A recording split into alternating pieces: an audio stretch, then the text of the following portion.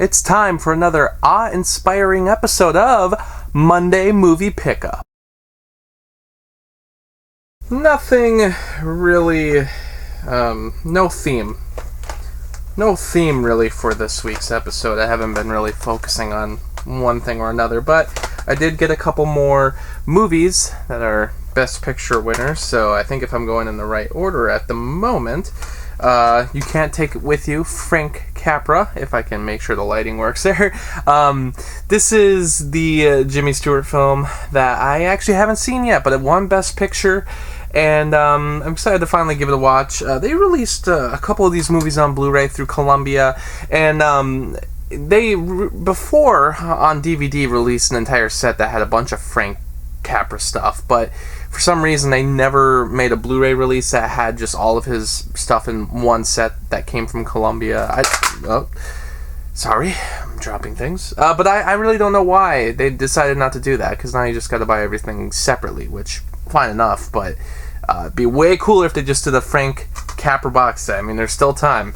We also have Mrs. Minerva here, and this is another movie that won Best Picture, 1942. So I got most of the early ones now, the very early ones that I had never heard of, and then everything like after Gone with the Wind, I start to have a few more of these. So this is one, though, that I didn't have, and this is also from Warner Brothers. A couple of the other Best Picture winners that I went over in the last few episodes were from Warner Brothers. And then I got this last one here from 20th Century Fox, How Green Was My Valley, another one that won Best Picture, 1941. Also, don't really know much about this one. So that seems to be the theme with a lot of Best Picture winners. It's, I mean, like I said, I know Gone with the Wind won back in the day, and then Casablanca won as well. But it doesn't seem like I really know much about Best Picture winners until we get to like the 70s, mostly because it's movies that either deserved it, or at least there's ones that are so famous for winning it versus another movie from that year that should have won it that I know about the movie. So I got a movie here that I will be needing for a future review. Smallfoot. This will be a request for February to go with the Warner Animation Group's lineup, which I'm reviewing all those movies. And Smallfoot, I remember seeing in theaters and not being impressed by it. I wasn't too into it. I honestly don't remember anything about it besides the fact that James Corden was in it and that he did some rendition of Under Pressure at some point, which still is ridiculous to me. That whole scene, I was like, what a weird movie. But I do remember about this was the Zendaya Plays Michi song that was made on Twitter. Still one of the best memes ever.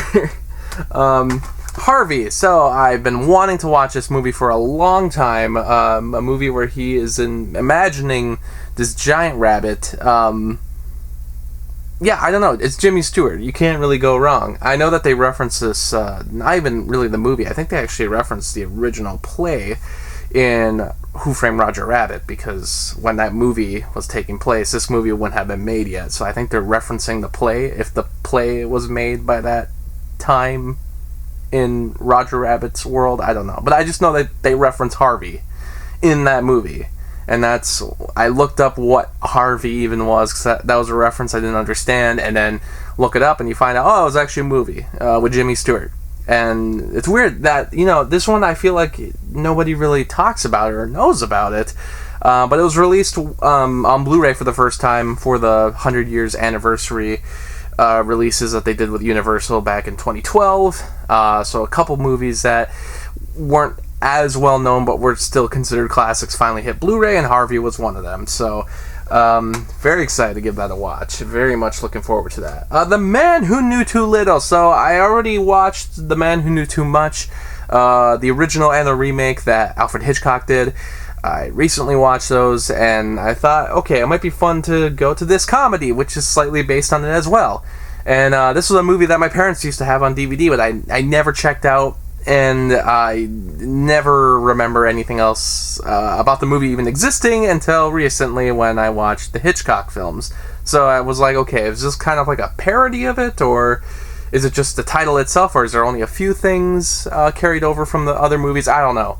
But I actually looked up the reviews, and they were quite positive, which surprised me, because this is a Bill Murray movie that I don't think a lot of people talk about. This is Jamaica Inn. This is an Alfred Hitchcock film that was released by Cohen Film Collection. As I said previously in some other episodes, a lot of the early Hitchcock stuff's not public domain like a lot of people think.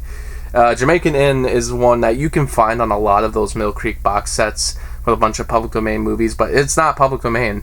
But unlike a lot of those movies, some of them have hit Blu-ray through Kino, and some of them have nicer Criterion releases, or they have Criterion releases even from the Laserdisc days, which I've been collecting in the last few episodes as well. But this is kind of a one-off that Cohen did for Jamaica Inn, which I really don't know why they decided to just release this one on Blu-ray. I don't think they've released any other Hitchcock films on Blu-ray. I don't even know if they have plans to. But yeah, if you want to be a completionist, you gotta get this on Blu-ray. And I heard the transfer is pretty good, and but nobody really talks about this movie besides Charles Laughton, and that's about it. It's a Hitchcock film that I think a lot of people tend to forget. I was at Menards and I found this $5 Mill Creek Blu-ray of America the Beautiful 10-part series. I don't know. I've wanted to watch nature documentaries lately, though. Documentaries about the world and space and nature. I don't know. I'm starting to get into that stuff. And I thought, hey, this might be kind of cool. It might be, if I really, I guess I don't want to talk about any of my plans, but if I really have the guts so to do it, maybe I could do this as like a fun, jokey movie review for 4th of July this year, if I end up watching the whole thing. Make it super patriotic, go overboard with it, and I don't know. I think it'd be kind of funny, but we'll see if I even end up doing that. $5 for 10 hours of content, why not? Is it good content? I don't know, it's content. That's a good way to look at life. But last but not least, and I did somewhat do a vlog of this already on my other channel, The Daily Cinephile, but I have here In Search of Darkness 1, which, there's that lighting again, and In Search of Darkness 2. So, they recently released In Search of Darkness 2, and I had never seen the first one, so this was actually purchased online, and there was an option to get the first movie on Blu-ray, which I don't believe it technically is available on Blu-ray anymore as a standard release that you can purchase like right now. From what I understood, I thought it was out of print, or that they weren't currently selling it anymore. I'm not sure what the whole story was, but I couldn't find a link when it was originally released. I had waited a few months to check it out finally, or even find out about it, and then I couldn't even find it anywhere. I think it was online as a digital copy.